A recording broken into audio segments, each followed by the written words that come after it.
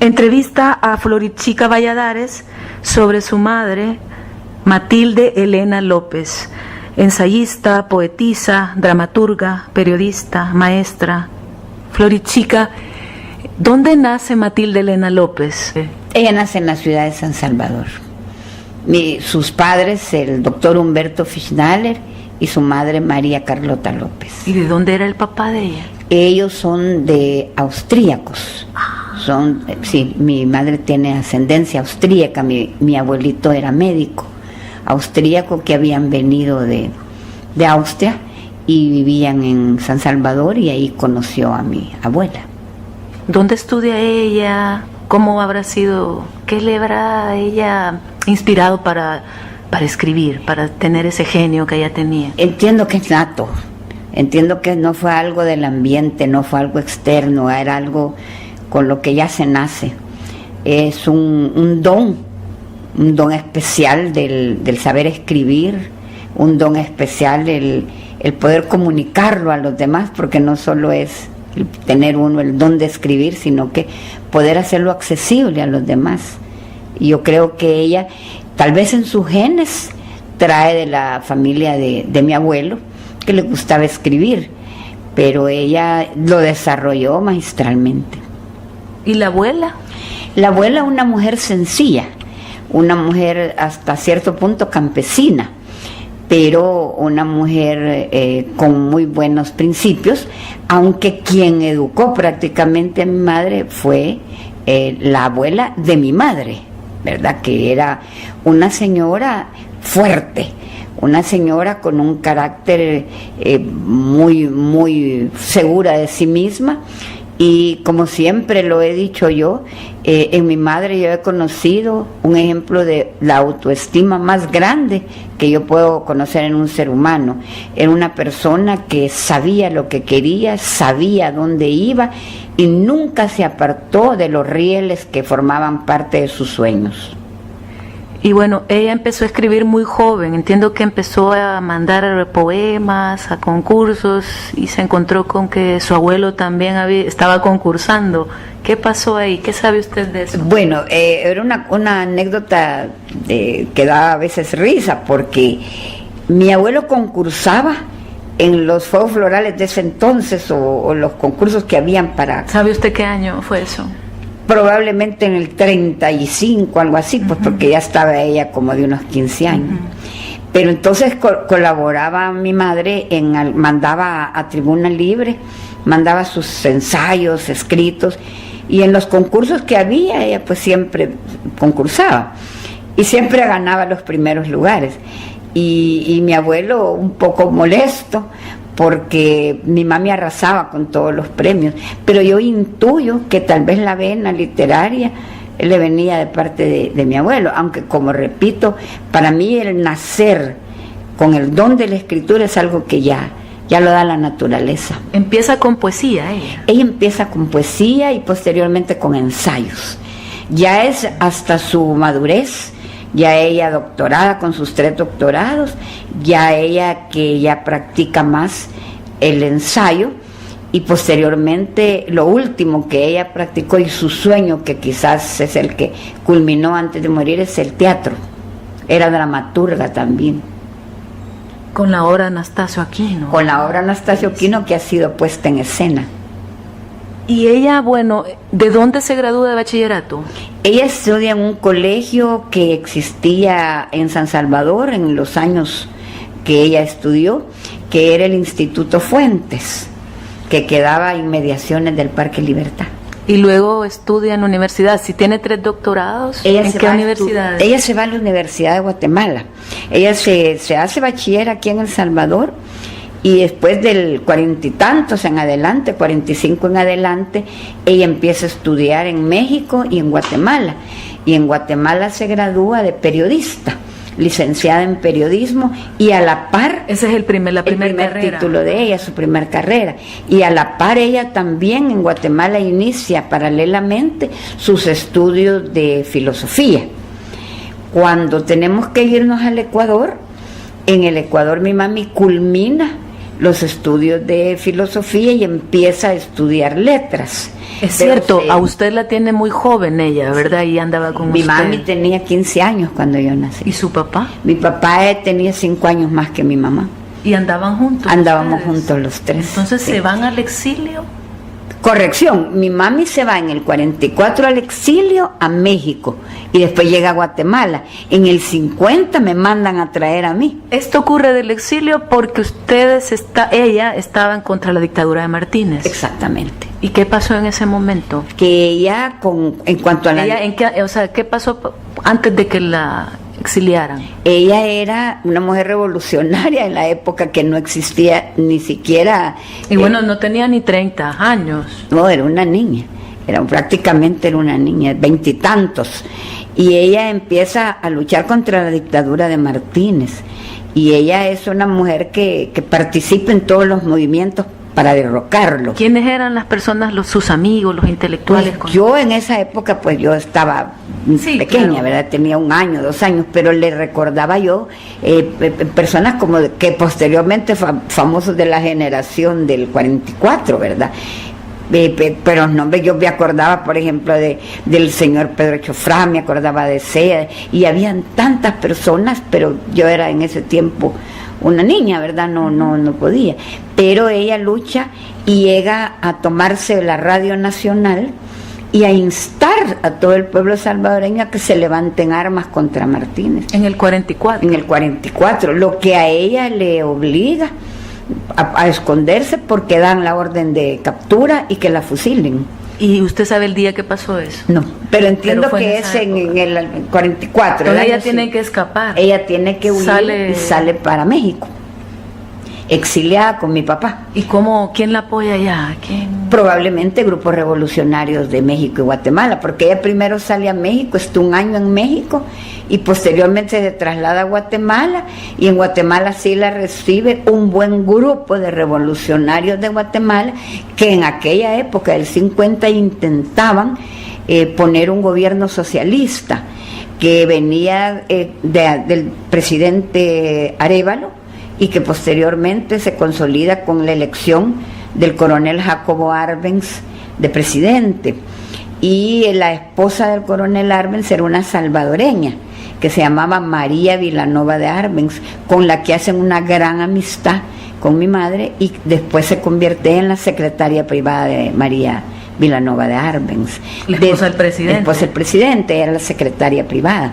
De ahí el presidente se la quita, por así decir, a su esposa y la coloca al frente de una institución que instala por primera vez en Guatemala la reforma agraria. ¿En qué año fue eso? Estamos por el 50. Posteriormente, ¿qué ocurre con ustedes, con Matilde y la familia?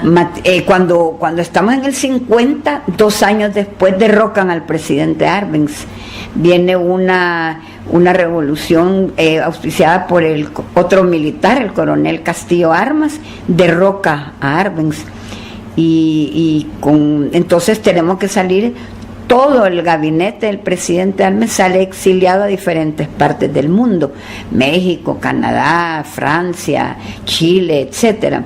Y nosotros nos fuimos a asilar a la embajada del Ecuador y posteriormente llegamos a Quito, donde en Quito la primera cosa que hizo el día siguiente que llegamos al Ecuador, que no conocíamos a nadie, pero ella el primer día, mi madre lo primero que fue a hacer era matricularse en la Universidad del Ecuador para terminar sus estudios de filosofía e iniciar letras.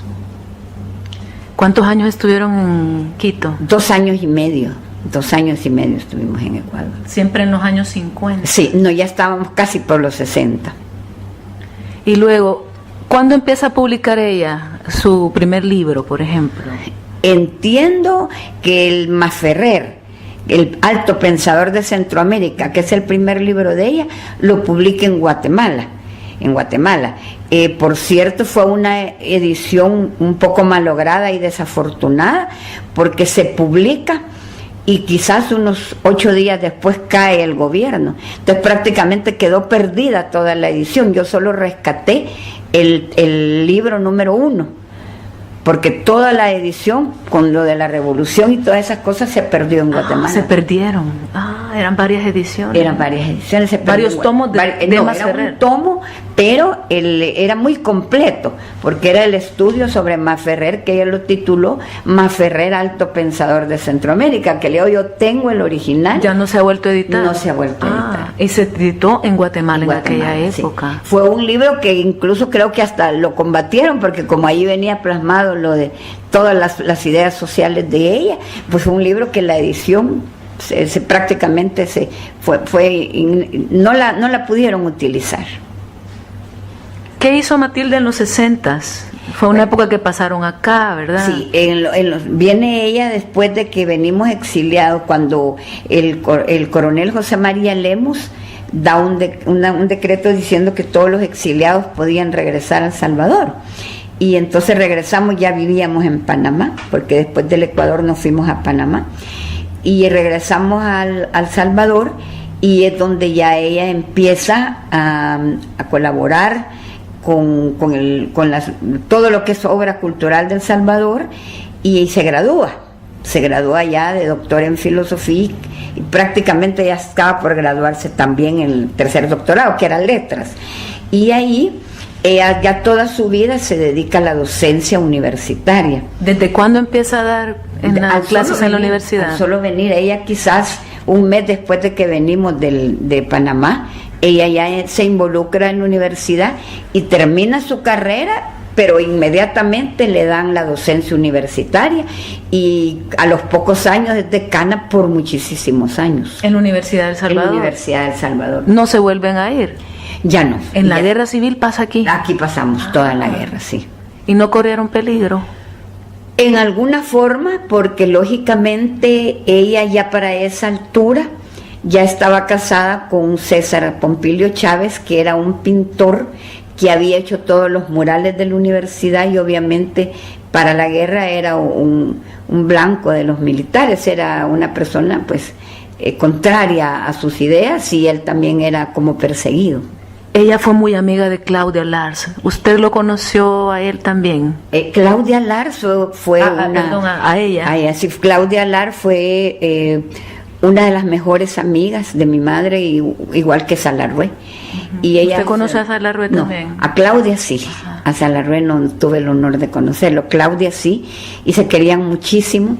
¿Cómo habrá conocido a Claudia? Probablemente en las lides literarias en las que frecuentaban ambas, pero Claudia era mayor que mi madre, pero era una mujer bellísima, y una mujer pues con un legado literario para El Salvador único. Compartían, incluso yo tengo una anécdota interesante de recuerdo, de que se vivían elogiando una a la otra, pero a través de poemas. Entonces, por ejemplo, mi madre le escribe poemas bellísimos a Claudia y hace los prólogos de la obra de Claudia, y Claudia le contestaba siempre en poesía.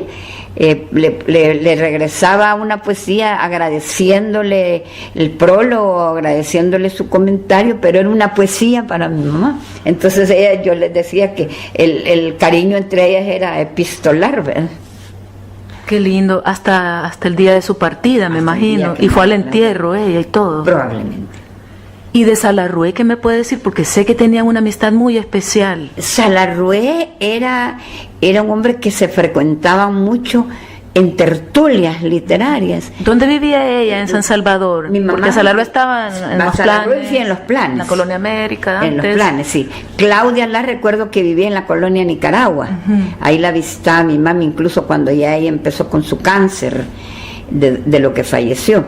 Y mi mami vivía en el barrio San Jacinto. Ah, sí, vivía en la zona, ¿verdad? Sí, cercanos. Sí, eran cercanos. Usted entregó al Museo de la Palabra y la Imagen parte del legado de Matilde, y ahí recuerdo haber visto algunas notas de Salarrué y de Claudia, si me parece, que se escribían también, ¿verdad? Sí, ellos tenían una amistad que era también epistolar, ¿verdad? Como le repito, por ejemplo, Salarrué la pintó. Ah, sí. Y ella le hizo un soneto agradecido. ¿Usted tiene esa pintura? Aquí la doné. La Aquí está, pintura de Matilde hacia... hecha por Salarrué. Aquí está, yo doné todo aquí al museo. Ah, no, la que he visto es de Julia Díaz, si Es no me toda. equivoco. Yo le di la colección entera al museo. Está de Toño Salazar, Julia Díaz, está Salarrué. Él la pintaba y ella le escribía un poema. O sea, Toño le hizo una caricatura a ella, sí. Toño Salazar, y mi Salazar mami le hizo un soneto a Toño. O sea, era la manera en que se agradaban, ¿va? Porque, por ejemplo, recuerdo que mi mami hizo un gran estudio también sobre Camilo Minero, sobre Armando Solís. Eso le iba a preguntar, ¿de quiénes son los ensayos que ella hizo? Cantidad. Así entre algunos, El Salvador de estudios. Salarrué, Claudia Lars, de que le decía Camilo Minero, de David Escobar Galindo, cantidad, de Rafael Mengíbar. Hizo muchos estudios sobre los autores y literatos salvadoreños. ¿Habrá quedado algún sueño de Matilde sin hacer? Fíjese que sí. Ella estaba preparando la novela de su vida, que era la autobiografía. Lamentablemente, pues por la edad, ella murió a los 86 años. Ella siempre decía a todo el mundo que lo mejor estaba por venir, que era su novela, que era autodidáctica, y era su sueño. Pero lamentablemente yo creo que a los últimos 3 años del Alzheimer la tomó presa, ¿verdad? Y aunque no era la enfermedad totalmente manifiesta en ella, olvidaba algunas cosas y ya era incapaz de concluir, pero ese era el sueño. ¿Y esos escritos los doné también al Museo de la Palabra? Están pendientes. Hay mucha cosa que mucho escrito inédito que yo le entregué al museo. ¿Cómo podría definirla a ella en una frase? A Matilde Elena López. Auténtica. Auténtica. Auténtica, sí. Mi madre, por ejemplo, posteriormente, cuando ya ella empieza a escribir ya seriamente, como decía ella hasta soñaba que alguna de sus obras pudieran ser puestas musicalmente. Sueño que no lo vio, pero sí vio uno de los más grandes de ella, que fue que su obra de teatro de Anastasio Aquino la pusieran en escena, y prácticamente los jóvenes que la pusieron con una música también muy linda de fondo. ¿Cuál será la obra más importante, digamos, que de ella, sí, a su parecer, o al de ella? ¿Escuchó alguna vez que había alguna que era la obra? Todas eran hijas. Para ella cada libro, cada obra, cada escrito, cada sueño era siempre mejor, ¿verdad? No creo que tuviese. Sí, ella soñaba mucho también, hoy que me pregunta usted lo de la autobiografía de ella, ella también soñaba con un libro que tampoco lo concluyó, que se llamaba La Niña del Laberinto. Lógicamente un día le pregunté y me dijo, es de ti. También inédito, ahí está, entonces. Sí. ¿Cuál es el legado más importante de ella que debemos de preservar, según sus palabras? Bueno, la autenticidad y su amor por los pobres. No tenemos que alejarnos de la causa social, porque prácticamente para que camine un país, para que sea fructífero, nosotros tenemos que compartir todo lo que la naturaleza y la vida nos ha dado con los desposeídos. Y ella era una total admiradora de la causa social, sí, su amor por la gente pobre y su entrega total a esa causa. Sí, entiendo yo que es un legado para y para cualquier país tercermundista.